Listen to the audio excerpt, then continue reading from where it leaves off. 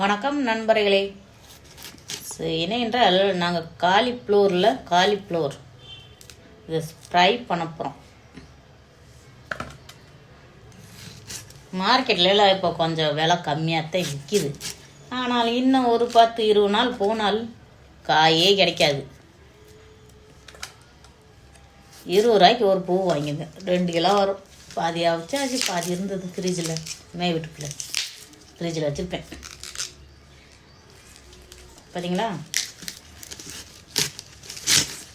So பொரிச்சு எங்கள் வீட்டில் பருப்பு குழம்பாக்கும், உப்பு பருப்பு, ரசம், சாப்பாடு. வாங்க சாப்பிட்லாம். நான் ஃப்ரெண்ட்ஸ், உங்கள் வீட்டில் என்ன சமைச்சிக்கிட்டு இருக்கீங்க? எங்களுக்கு கமெண்டில் ஒரு தடவை சொல்லுங்கள்.